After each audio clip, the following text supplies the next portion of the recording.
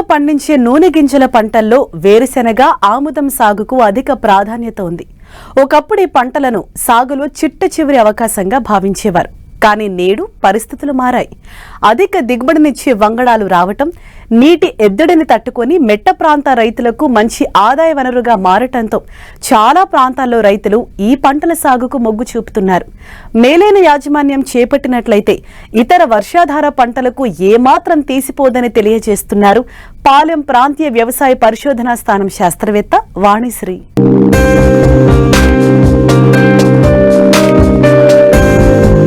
వేరుశెనగ, ఆముదం పంటల సాగు విస్తీర్ణం ఏటికాయేడు పెరుగుతూనే ఉంది. ముఖ్యంగా ఆముదం 2 తెలుగు రాష్ట్రాల్లో దాదాపు 3 లక్షల హెక్టార్లలో సాగవుతోంది.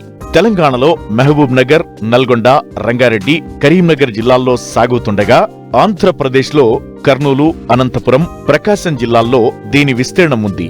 ఆముదం నూనెను వైమానిక రంగంలో, జెట్, రాకెట్ పరిశ్రమల్లో లూబ్రికెంట్ గాను, పాలిష్లు, ఆయింట్మెంట్లు, మందుల తయారీలోనూ, డీజిల్ పంప్సెట్లలో డీజిల్ కు ప్రత్యామ్నాయ ఇంధనంగా ఉపయోగిస్తున్నారు. సబ్బులు, డిటర్జెంట్లు వంటి వాటిల్లో కూడా వాడుతుండటంతో దేశంలో ఆముదం పంటకు ప్రాధాన్యత పెరిగింది. ఈ పంట ఉప ఉత్పత్తుల వల్ల భారతదేశానికి ఏటా 5,000 కోట్ల విదేశీ మారక ద్రవ్యం లభించడం విశేషం. అయితే ఈ ఖరీఫ్ లో ఋతుపవనాలు సమయానికి వచ్చినా తరువాత వర్షాలు ఆలస్యమయ్యాయి. ఏ పంటలు విత్తని ప్రాంతాలలో ఆముదం, వేరుశెనగను జూలై చివరి వరకు విత్తుకోవడానికి సమయం ఉంది. మురుగునీరు నిల్వ ఉన్న భూములు, చౌడు భూములు తప్ప అన్ని నేలలు ఈ పంట సాగుకు అనుకూలం. అయితే వర్షాధారంగా సాగు చేసే ఈ పంటల్లో కొన్ని మెళకువలు పాటిస్తే మంచి దిగుబడులను తీయవచ్చని చెబుతున్నారు పాలెం ప్రాంతీయ వ్యవసాయ పరిశోధనా స్థానం శాస్త్రవేత్త వాణిశ్రీ.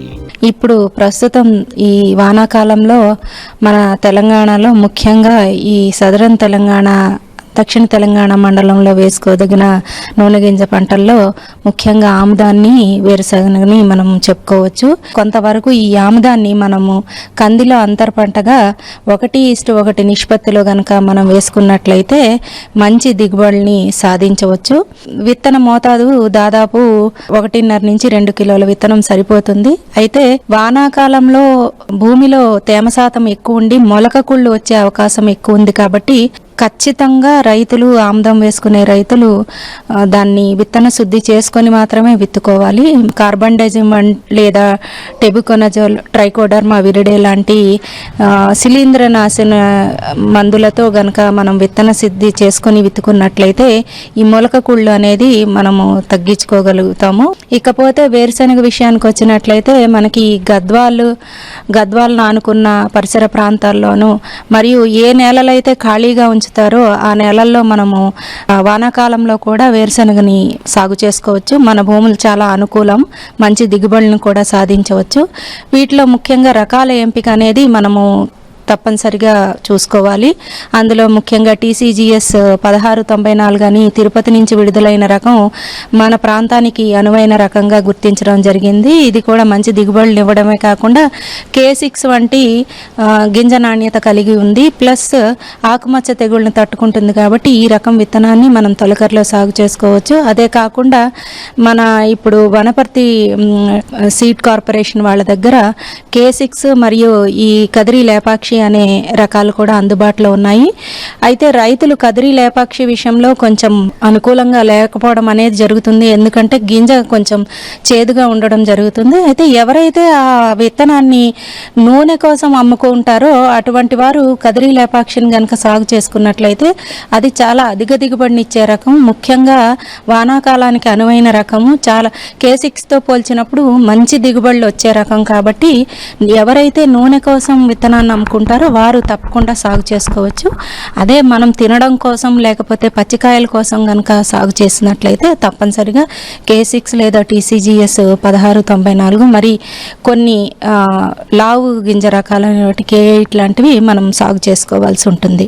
అయితే ముఖ్యంగా ఏ విత్తనం అయినా సరే మనము విత్తన శుద్ధి అనేది ముఖ్యంగా వేరుశెనగలో విత్తన శుద్ధి తప్పనిసరి. ఎందుకంటే మొదటి 30 రోజుల్లో చాలా తెగుళ్ళు వచ్చే అవకాశం ఉంది. మరియు వైరస్ తెగుళ్ళు వంటివి, తర్వాత వేరు పురుగులు వచ్చే అవకాశం ఉంది. కాబట్టి ఎక్కడైతే మనము తెగుళ్ళు వస్తాయో అటువంటి చోట తప్పనిసరిగా శిలీంద్రనాశనలైనటువంటి కార్బండైజిమ్ కానీ టెబికోనాజోల్ కానీ లేదా ట్రైకోడర్మా విరిడేతో విత్తన శుద్ధి చేసి విత్తుకోవాలి.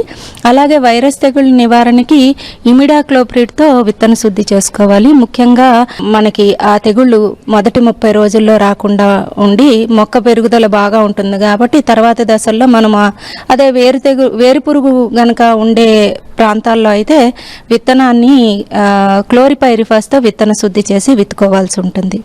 ఇకపోతే వేరుశనగలో ముఖ్యంగా రైతులు ఏమంటారు కాంప్లెక్స్ ఎరువులు లేదా డిఏపి లాంటి ఎరువులు వేయడం జరుగుతుంది.